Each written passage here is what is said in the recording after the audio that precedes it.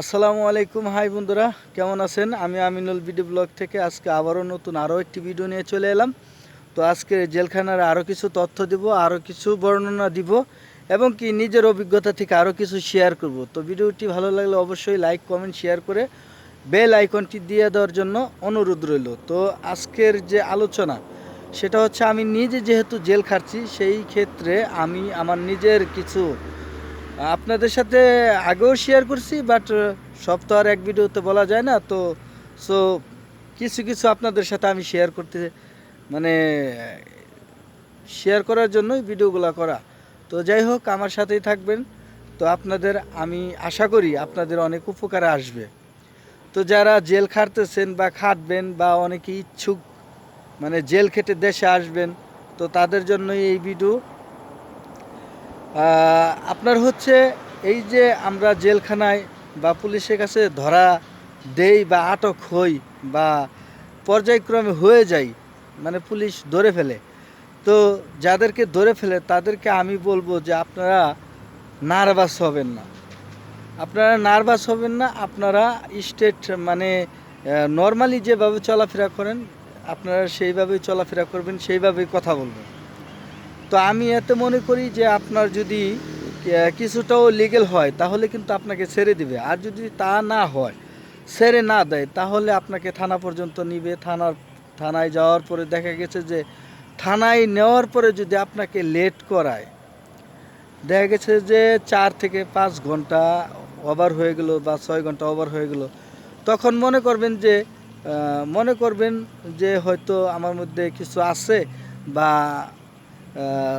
ছেড়ে ছেড়ে দেওয়ার জন্য একটা আশঙ্কা আছে।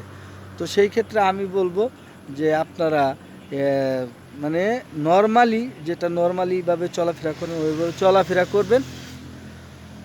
দেখা গেছে যে আপনার সাথে লোক চলে গেল, আপনি রয়ে গেলেন, তার আপনি একটু আশাবাদী মানে হওয়া যায়, কারণ কি আপনি হয়তো ছাড়াও পেতে পারেন। আর যদি ছাড়া না পান তাহলে হয়তো জেলে গেলেন, জেলে যাওয়ার পরে আপনাকে দেখা গেছে 1 ঘন্টা 2 ঘন্টা ওয়েটিংয়ে রাখলো একটা রুমের ভিতরেই, ওইখানে আরও অনেক লোক আছে। তো যাই হোক, ওয়েটিংয়ে রাখলো, একজনের পর একজন ডাকতেছে, ফিঙ্গার নিচ্ছে। যখন আপনার একে একে 3টা ফিঙ্গার হয়ে যায়, 3টা ফিঙ্গার হইলে মনে করেন যে আপনার আশা ভরসা শেষ, আপনাকে দেশে পাঠিয়ে দিবে। এরা সফর জেলের মাধ্যমে আপনাকে দেশে পাঠিয়ে দিবে। তো এই যে যারা কিনা আকামা বিহীন বা খুরুজ আছে, এদের কিন্তু একদমই ইজি। যারা কিনা এই অবস্থায় ধরা পড়ে যে আকামার মেয়াদ নাই, খুরুজ নাই বা আকামা একদমই নাই, তাদের কিন্তু অনেকটা সহজ হয়ে যায়। কারণ কি, ওই তাদের কোনো কিছু না পেলে দেখা গেছে যে তাদেরকে অটোমেটিকলি ছেড়ে দেয়, ওইখান থেকে যেভাবেই হোক ছেড়ে দেয়। তো তাদের জন্য একটি সুখবর হয়ে গেল। আর যারা ইচ্ছাকৃতভাবে ধরা দেন তারা কোনো রকমই নার্ভাস ফিল করবেন না। কারণ কি, হয়তো আপনাদের যদি একটু লেটও হয়, মনে করবেন যে আপনি 2 দিন আগের পরে যাইতে পারবেন দেশে, সমস্যা নেই। যদি আপনার কোনো ঝামেলা না থাকে, যদি কেস বা মানহানি কোনো কিছু না থাকে, সেই ক্ষেত্রে আপনাকে কিন্তু তারা দেশে পাঠিয়ে দিবে 100-100। তো একটা কথা মনে রাখবেন যে আপনার সাথে যদি আসল পাসপোর্টটা থাকলে দেখা গেছে যে আপনার কাজটা অতি তাড়াতাড়ি হয়ে যায়।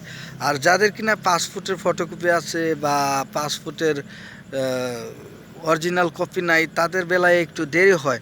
তো দেরি হইলেও আপনি কোনো টেনশন করবেন না। ওইখানে আপনার টেলিফোন আছে, আপনি কার্ড কিনে দেখা গেছে যে আপনি বাসায় আপনার খবর দিতে পারতেছেন। ওইখানে 20 টাকা 30 টাকা দিলে কার্ড পাওয়া যায়। আপনি যতদিন জেলে থাকবেন ইনশাল্লাহ ততদিন আপনি কথা বলতে পারবেন কার্ডের মাধ্যমে। ওইখানে টেলিফোন সিস্টেম আছে, ল্যান্ডফোন। তো যাই হোক, আর অনেকেই আছে খোঁজখবর একদমই দেয় না বা বাড়ির মানুষ চিন্তায় থাকে, তাদেরকে বলবো ভাই, আপনি ধরা পড়ার পরে কিন্তু আপনার কাছে অনেক সময় থাকে, আপনার ফোনটা কিন্তু লাস্টে নিয়ে নেয় জেলখানায় যাওয়ার পরে। তো এর আগে কিন্তু আপনি জেলে থেকেও ফোন দিতে পারেন। তো আপনারা এই কাজটি মানে করবেন, আপনার ফ্যামিলিকে একটা খবর দিবেন, ফোন দিবেন যে আমাকে পুলিশে ধরছে বা আমি এই হালে আছি, এই অবস্থায় আছি। তো যাই হোক, আজকের গুরুত্বপূর্ণ বিষয়টি আপনাদের সাথে শেয়ার করলাম, আরও কিছু শেয়ার করব। তো সে পর্যন্ত ভালো থাকবেন। আজকের মতো আমি আমিনুল এখানেই বিদায়। আসসালামু আলাইকুম।